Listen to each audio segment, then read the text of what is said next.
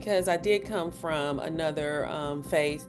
And so I was, I had been to college, I had been from the world. But the thing that really like pulled me out, because I was pulled out, was by the end of my time as a Jehovah's Witness, I had become an elder's wife.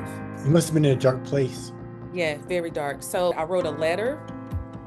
I drank a half a bottle of whiskey, and I took 4 Benadryl.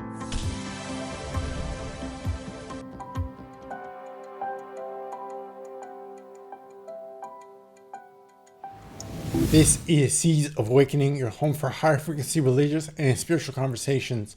I'm your host, Samani Channel. My guest today was Jehovah's Witness, and she nearly lost it all after joining the organization as an adult. I'm going to share her experience in just a second, but make sure you like, subscribe, hit that notification bell.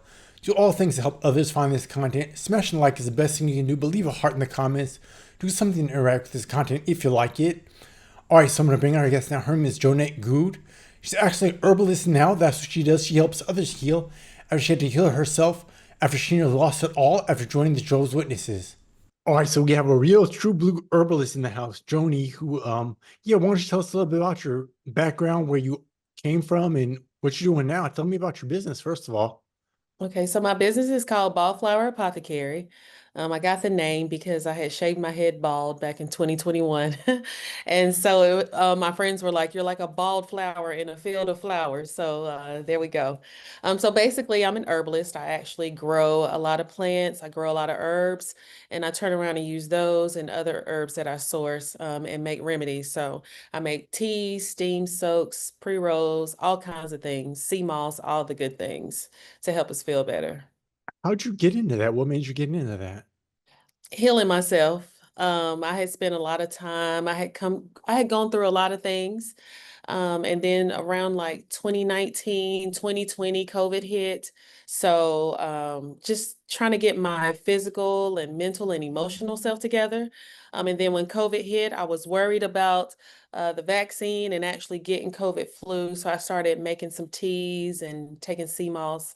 And so far, 5 years later, my daughter and I, we're COVID free, vaccine free. So, Nice. I'm a vaccine free, but I got COVID once. So okay, I know a okay. lot of folks who got the vaccine who've gotten COVID multiple times, so which is kind of Multiple. strange. Yes. But no vax for me in my household. It was kind of suspicious to me, but we're not here to talk about the vaccine, obviously. Yes. Yes. So where are you from, Joni? Are you from the Carolinas? Where are you from? Yeah, I'm from a little place called Welford, South Carolina. It is in Spartanburg County, which is in the upstate part of South Carolina, so right around the Greenville area. I grew up here, and when I graduated high school, I went to college in Charlotte. So I graduated from UNC Charlotte with a degree in architecture.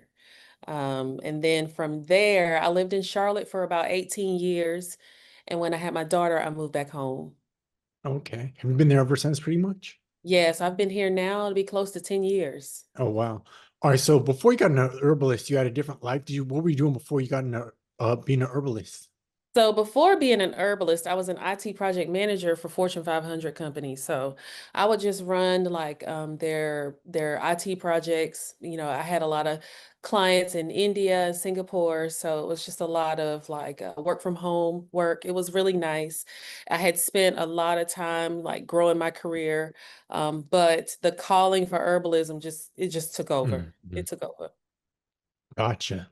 So after you went to high school, then what you end up doing? What you end up getting into after college, rather? I met a guy who was raised up as a Jehovah's Witness. And so we started dating, and, he started talking to me about Jesus and praying and God and all these things. The And last days. yes, all of the things. And so it was like perfect timing then because I was really searching, like I was graduating college. So I was ready to like start to settle into life as an adult. So I wanted a Mhm. spiritual, like a spiritual family. So it all worked out well. I had questions anyway. So I ended up studying with Jehovah's Witnesses, and then I got baptized about 6 months later after converting to the organization. So what was the experience like coming from a regular secular person in the organization? Was it just like you were looking for that Bible knowledge and it just seemed to fit the puzzle for you? Yes, and I just flowed with it. That seems to be the theme of my life, flow. I mean, I am a Cancer, I'm a water sign, so it makes sense. Me too. But oh, okay, nice to meet you. And so like I just went with it. It made sense. At the time, like I was saying, I was transitioning from college to real life. So dropping like my friends at that time, because coming into the organization, you have to watch your association. You're not encouraged to keep your secular friends, things like that, your worldly friends. So that wasn't too hard. And plus, I was getting, I guess what they call love bomb now. I didn't realize it, but I was making friends and, being acclimated into the congregation. So that was fine. And as far as like the family part, because my family are not Jehovah's Witnesses. Hmm. They're Baptists by faith. So that was kind of okay. That wasn't a hard transition. I mean, I didn't cut my family off. Um, but because they have always been used to me being the one to go off and seek my own way, they really supported me. So it was pretty seamless for me. Did you know anything about Jehovah's Witnesses before you became one? Honestly, no, I knew nothing. Like I was perfect. And then I was also perfect in that like the Bible gave me a set of guidelines to go by. And I was like, great, I don't have to think. I can just Hmm. follow these guidelines and go by it. So I didn't start thinking about that part, that aspect of it until I got in there. But then, those are things that I suppressed over time. So, what raised the flags for you once you became a Jehovah's Witness? What kind of started your alarm bells ringing? Well, I always had like doubts. I mean, because I did come from another faith. And so I had been to college, I had been from the world. So I'd already had the ability to think outside of the organization. But the thing that really like pulled me out, because I was pulled out, was by the end of my time as a Jehovah's Witness, I had become an elder's wife. So my husband at the time, when we married, he was a ministerial servant. And then a Hmm. few years later, he was appointed elder. And so he ended up being unfaithful and having a relationship with a sister in our congregation. And then that caused a huge fallout. Huge. Just for you or for the other family as well? It was really kind of for the whole congregation. Oh, wow. Yeah, it became like a test of loyalty. Because I guess going back a little bit, after he had become appointed elder, we were very young. So I was very young in the organization. I was only 5 years dedicated and baptized by the time he was appointed elder. He was raised in the truth his whole life. So, this was his natural progression. But we were also a young couple. We were only 28 years old when Right. he was appointed elder. So that just all of that weighed in there. So by the time he became elder, we were assigned to a new congregation where they were trying to balance out race, basically, because historically the congregation was majority white, and so they Hmm. were changing some things around in the area. So we got invited over. He ended up being the service overseer. So that meant we were a huge part of that congregation. We were a young elder couple. There were a lot of young couples in the organization, in that congregation. So naturally, they looked to us, like for experience and just looked up to us. So we always had people over and things. So when our marriage started ending, there were people who knew his side and people who knew my side. So that caused a natural divide in the congregation. But the biggest fallout was for me though, because I attempted suicide because of what happened. Oh, my. Yeah, Okay. So, yeah. did he get his fellowship removed as an elder? Yes. So first he was removed as an elder. And then about 2 weeks after that, he was disfellowshipped. So his progression was fast. But this also was hard for me because he didn't give me an excuse as to why our marriage was ending. So I had no idea that the woman that I had been shepherding, because a few months before, her husband had left her. So the Hmm. brothers, my ex-husband was one of the elders that was part of her um, committee that was shepherding her. And so I was encouraged, to work with her out in field service and just to spiritually encourage her. I didn't know that they were falling in love behind my back. Wow. Did they end up getting married? Yes. So, a month after we were divorced, they married. And Wow. yes, yes. Didn't waste no time. No, none at all. I mean, after when we separated, he moved in with her. Oh, wow. Okay. Yes, yes. It was So, crazy. so I know you said that you had an attempt. Did you do you want to talk about sort of what happened? I mean, it's up to you if you want to share what happened with your, obviously it didn't work, but Yes. you must have been in a dark place. Yeah, very dark. So, the attempt happened the day after he was disfellowshipped. So the night of his disfellowshipping, it was a Thursday. And so he was read. So first of all, when he came to the congregation, so after he was removed as an elder, and right in between that time of him being removed as an elder and disfellowshipped, he kept his beard. Which, at that time, Jehovah's Witness men, yes, you look nice. At that time, Jehovah's Witness men didn't wear beards. So him keeping his beard was a clear communication to me that he was not changing his mind. Right. Was not willing to reconcile with the marriage. He was not willing to try to save his relationship with Jehovah. So that 2 weeks was hard. And so the night of his disfellowshipping, he came to the congregation late. He didn't sit with me. And so after they read his name off, I was just so distraught. So me and a few friends left. When we came back around like 11 o'clock that night, my back window in my car had been busted out. So that was strange because my car had been sitting in the parking lot of the Kingdom Hall and nothing like this had ever happened. And by this time, I had been a witness for like 9 years. So that was kind of distressing. So the next day I get home. Um, and just living in the house with him was just dark and there was just no communication. I didn't know what was happening to me. And Mhm. so when I get home that night, I go to sleep, I wake up the next day, he's up getting ready and he told me that he was going to look for him a place to stay. And so I guess just the weight of our marriage ending, his relationship and the congregation ending, my window busting, him moving out, I just couldn't take it anymore. I decided I wrote a letter. I drank a half a bottle of whiskey and I took 4 Benadryl and I laid on my back so that if I threw up, I would choke. I just wanted to go to sleep and I just Mhm. wanted to wake up in the paradise. And that was my thought, but Jehovah had other plans. So did someone rescue you or find you? Yeah, yeah. So I was good friends with a few sisters in the congregation. And so apparently, they had been texting me after I passed out. And so my text messages back to them were very incoherent. So they called the brothers. So the sisters were there knocking on the door. They were at the front door and the back door trying to get in. Um, I have recollection of going down my stairs. I was in a two-story townhome at the time, and I did all of this upstairs in my master bedroom. So I have recollection of going down the stairs, but I don't remember. It felt like a float, like a guy, Right. like a glide. I remember going to the back door because that's the first door you come to. And I looked out the window and I saw my friend, but I couldn't get the door handle open. And then the next thing I remember going to the front door.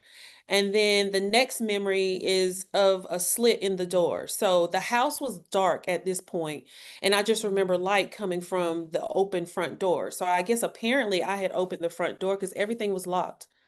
And then the next memory I have is of them being in my room, yelling and crying.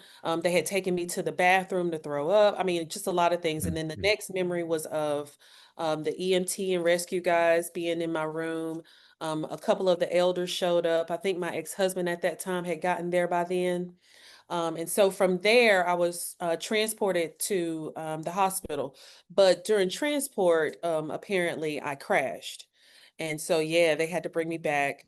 And then also too, my doctor told me I crashed once I got to the hospital in ICU as well. So there was a total of 2 times where I crashed and had to be brought back. So really, they saved those women, saved your life by They checking on you. did. They Yeah.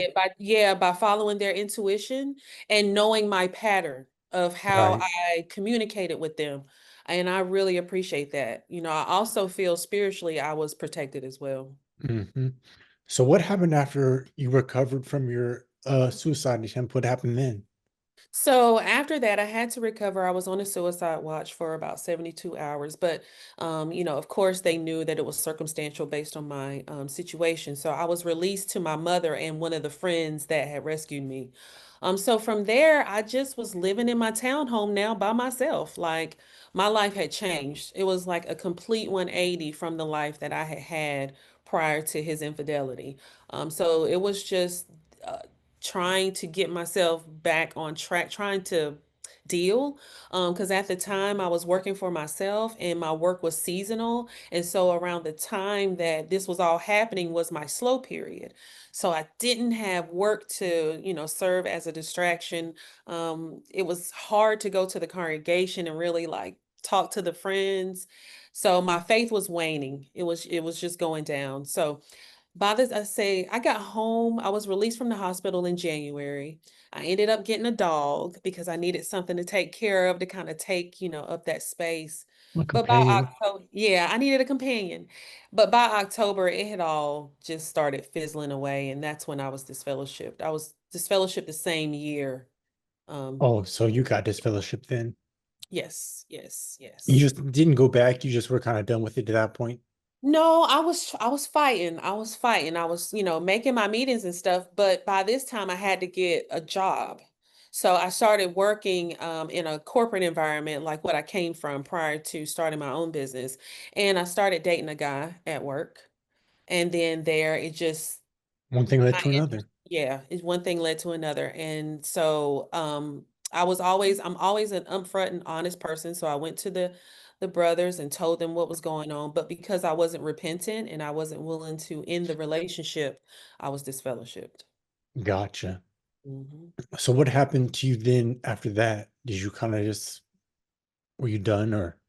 So no, after that, I still fought to keep a relationship with Jehovah. Like Hmm.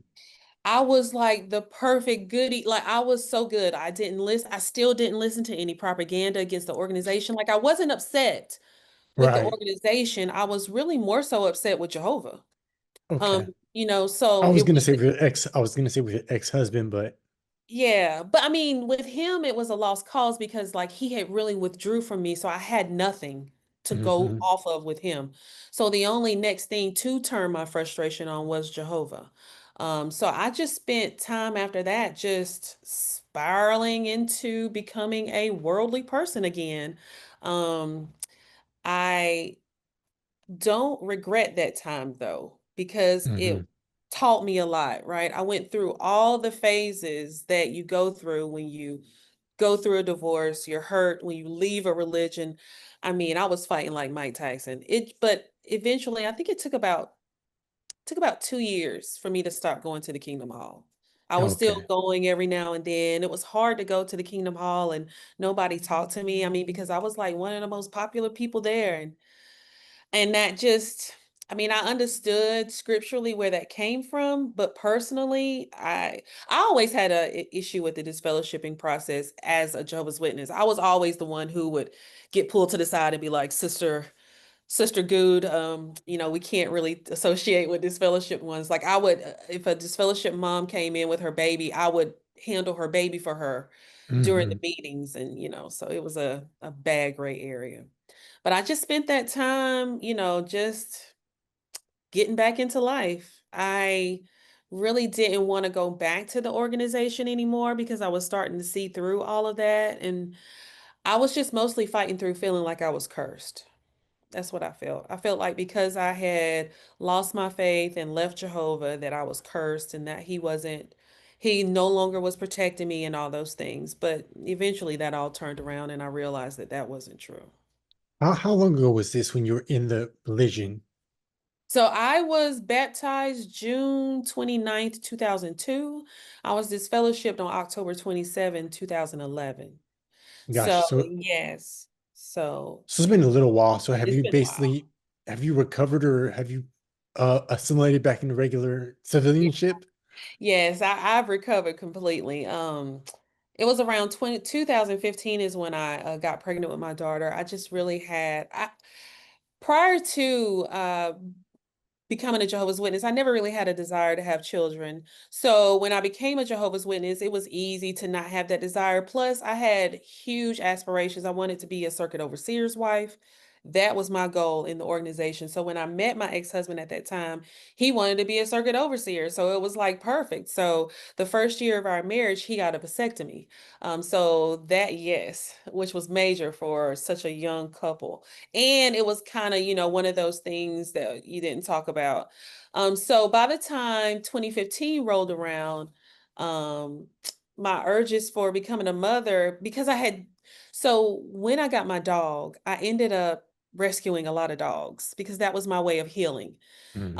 And so that just, I guess, fed my maternal instinct. So by 2015, I really wanted to become a mom. And so I started embarking on that journey of becoming a mom. Hmm. You have a daughter, you said? Yes, yes, I have a daughter. Her name is Kelly. She's 9 Congratulations. years old. Yes, she is actually the one I credit for changing my life. Because once I got pregnant with her, I realized like I had to take accountability for all the things that I participated in the relationships that I was in with, men and people.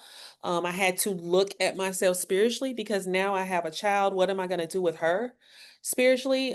So it called in a lot of questions. So what I did is I ended up moving from Charlotte back to home, so Spartanburg. And I did that because I knew my family was here. I knew my mother didn't work, so I didn't have to worry about putting my daughter in daycare. I mean, it was just the perfect environment for me to raise her and her to be, both of us to be supported. And that's exactly what happened. So we've had a good life down here. I've bought 2 homes since I've been here. Life has just progressed and gotten better, and then I was able to start the business. Very good. So looking back now that you're kind of out and a regular civilian, do you have any questions about the organization? Do you still feel like there's worldly people versus in the truth, like how witnesses often claim is the truth? Do you still feel that way? Well, last year I decided to upload a video to YouTube to tell my story. And this was because years before I had written the organization, I had written the brothers from my old congregation, and I had told, close friends, like, I am not interested in coming back. Don't look for me.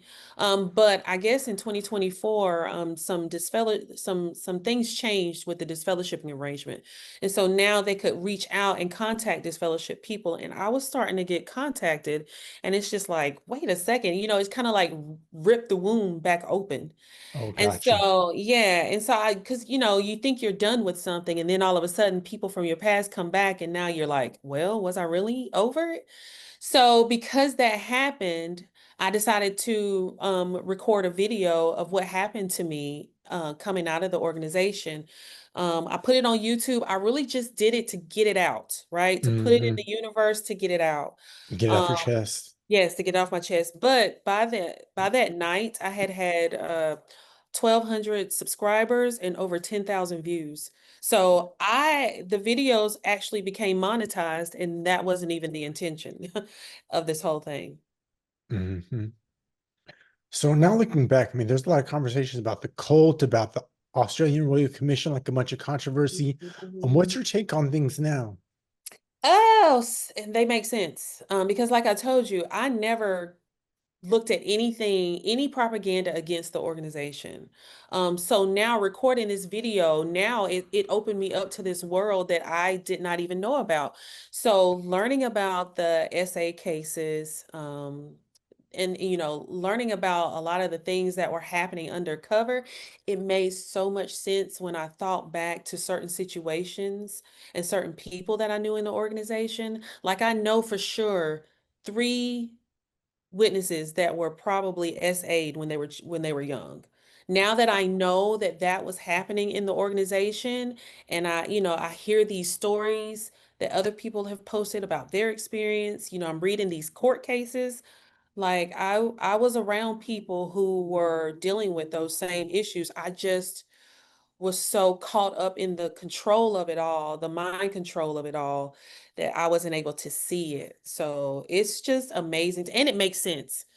Because I always wondered, how can one group of people claim that they're going to be the ones who will be spared? I had a mother, she was amazing. Like, she's got a heart of gold. Like, why would, she's been serving God all her life. Why would Hmm. Jehovah just destroy her? Things like that just wasn't making sense. And so being able to finally be free of that and be able to think clearly about things and logically, I just realized that I was really a part of a cult. It was it was a cult. Gotcha. Yeah, that was what I was going to ask. So you said mind control. Do you feel like Jehovah's Witnesses are brainwashed in some kind of way? Yes, yes, I do. Because when I was a Jehovah's Witness, the big thing was, if when those primetime, well, was when the shows would come on at night on 48 hours or whatever that show was, 60 Minutes. I think 60 Minutes did a show about Jehovah's Witnesses and some things that was going on. And I remember being in the congregation and the brothers saying from the platform not to watch it. And we dutifully went home and we didn't even watch TV that night. Like, that's how far we took it. So, and I know others that did the same thing. So now being out and being back in my mind, I mean, because I was not raised a Jehovah's Witness, I always had the thoughts in the back of my head anyway. But once I was out and able to just be free of that, I saw it's just full of mind control. Because at the time that we were witnesses, like, they would give talks against going on Facebook, social media, YouTube, things like that, and people complied. I mean, it got down to the point to where I guess someone in the congregation got disfellowshipped for oral sex. And Hmm. so then you had this conversation about how, the things you don't do as a married couple, which is crazy. I mean, Crazy. it's just They're they're in it the was, they're definitely in the yes, business. They're definitely. yes. I mean, it was just the fact that all of that infiltrated into the bedroom where that is between two people who've made a vow to It's that, themselves. and then the fact that people actually tell on themselves, or a Yes. friend will tell on them. Yes. And I was one of those people. Like, I remember before I got before I got married, um I see now I see now how I was protected in that organization because I was very much by the book. So a lot of witnesses did not include me in things because I was the one. If they did something contrary to what we knew to be right and true as witnesses, I would tell them, "Hey, you got so and so amount of time before I go to the elders with what you're doing." It's Mhm. preposterous. We're adults. It's like Exactly. crazy. And then, I think back on the what that calls people to do. I mean, like, it calls people to panic. And when you panic, you do bad things, Hmm. or bad things happen. So it's just it to me now, looking back in at that organization, it's crazy of how I was used, to carry out things. Like, if had I become the circuit overseer's wife, like, I would be part of making sure that elderly witnesses, willed over everything to the organization because, now I know that those are the things that was happening in that group. Oh, okay. That's some behind the scenes, and I didn't know that. Yeah, okay. So because I recorded those videos and so now those videos have about 480,000 views total. So many people have reached out to me with their story. Like, I've talked to circuit overseers, I've talked to substitute circuit overseers that are PMOs, so that means physically in, mentally out. I mean, and those men are telling me, like, things that they're having to do in their in what they're assigned in their assignment. And so I had one guy, he reached out, he lives in LA. His family is longtime Jehovah's Witnesses, but they have some family fortune because real estate. And he said the only reason why he still goes to the Kingdom Hall is just to make sure that his mother doesn't will their money to the organization. And I just think that that's incredible. That's changing the trajectory of people's lives. Like, this man could really be like living and enjoying his life, but instead he's like a slave to an organization Having to that he babysit really is, doesn't. yeah, Yes, yes, he really doesn't even want to be there, and he has to babysit his mother to make sure she's not taken advantage of. that is really crazy. Yes. All right, so now you've kind of got that all behind you. Tell me a little bit about the power of herbs and why are they so beneficial for people? So herbs are so beneficial because they grow from the earth. And I truly feel like, and this is just my personal belief, but I feel like that we are here to have a spiritual experience on this planet. This planet is beautiful. It provides everything we need, to support our life. I mean, we literally come from the same minerals that feed this planet. Hmm. So I mean, I've always had a garden, and every time I garden, I always feel a connection. I always feel grounded. And so I bought my house in 2021 and my property is over 100 years old. So my dirt is black. So I just started putting things in the ground and it started growing. I started drinking the teas. I started communing with my ancestors. I mean, it has just been a whole journey for me. And so herbs have come in because I feel like they've just opened me up spiritually. Also, they've helped me physically in so many ways. I've made teas that are good for flushing like our lymphatic system. So like I have Graves' disease, which is hyperthyroidism, which means Hmm. my thyroid is overactive. So I use sea moss to help me manage my iodine levels since now I'm no longer on medicine. And then also too, like I have to keep my immune system built up. So herbs are perfect for that. Like pretty much every herb we come in contact with has anti-inflammatory properties. And, and I'm learning through my studies that inflammation is the biggest issue we have Well, yeah, in all the that body. food and Yeah. fried grease they cook with all the, Yes. yeah. Yeah. And then the stress. Stress also, Hmm. plays into that as well, because we know this world keeps us in a tizzy. So, yeah. Yep. It's almost Yeah. like it's designed that way. So where are Yes. you now spiritually and like, do you still believe in God? Where are you religiously? What do you believe in? So now my spirituality is different. I'm no longer religious. So that part is gone. But spiritually now I believe in my higher self. Hmm. To me, it feels like the story of Jesus. Like, I feel like Jesus is the physical manifestation of his higher self. And so it feels like that. It feels like I am the physical manifestation of my higher self. And then when I think of the scriptures and I think of how, Jehovah's Witnesses say that Jehovah's name is Jehovah because he causes to become, or I am who they say I am. And to me, I interpret that as meaning that God can be anything now then. So Hmm. at that point, God was in the masculine form because I did need that father figure. I needed that discipline, all of that. But now Goddess is in a feminine form. She's in a motherly feeling for me now. The So goddess. Yep. yeah, goddess, Hmm. which is good because now with the work that I'm doing now, I'm in a state of flow.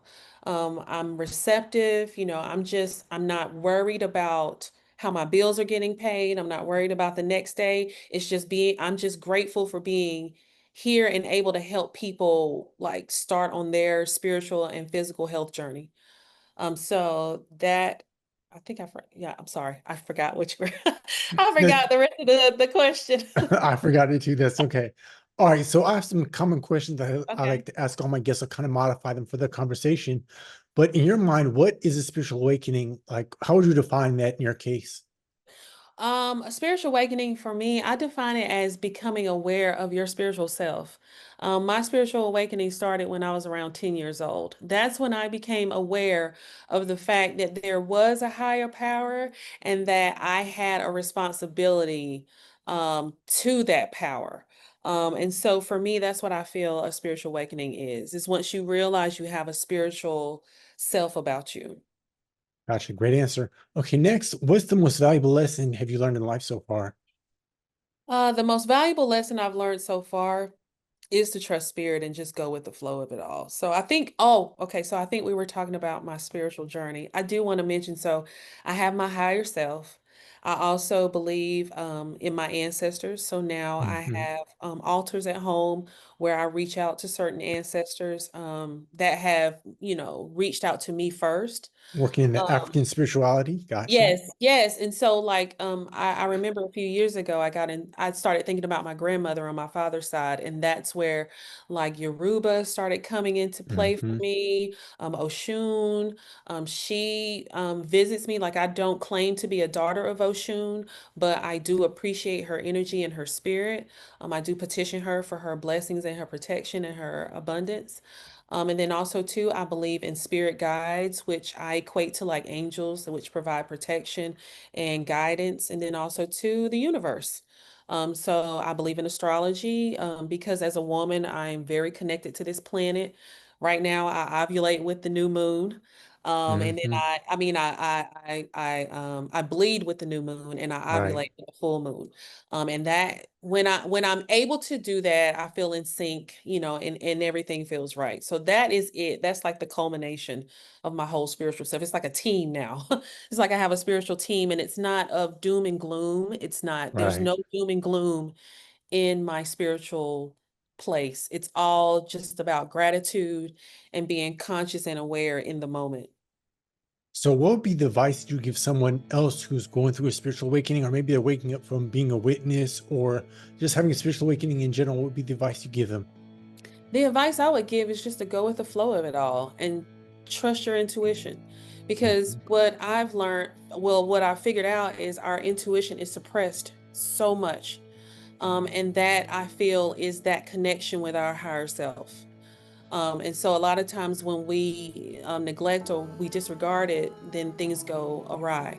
And so I really feel like if you can just, relinquish and just go with the flow of what spirit is leading you to and trust your intuition and make the amends you need to make and take the accountability you need to take, then your path, your feet will be guided because that is exactly what's happening to me right now. Great. So, we're almost out of time, but if someone wants to learn more about your business or get in touch with you, where should they go? Well, they can visit my website, which is baldflowerapothecary.com. They can also find me on Instagram. I'm very heavy on Instagram at Baldflower Apothecary, but those are the best ways. I also have a storefront in Spartanburg, South Carolina.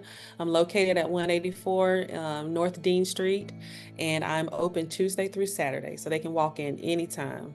I offer consultations. I can make you stuff on the spot. I can sit down and just talk to you, just whatever you need. That's what we Sounds do. like you're definitely in the flow now. You're doing something that you love, Yes, which is great. Joni, I yes. want to thank you so much for spending some time and sharing your story. Good luck to you in the future. Thank you so much for having me, Armani. I really appreciate what you're doing. This is beautiful, especially after coming out of being a Jehovah's Witness. Like, this is nice. I appreciate it. Thank you.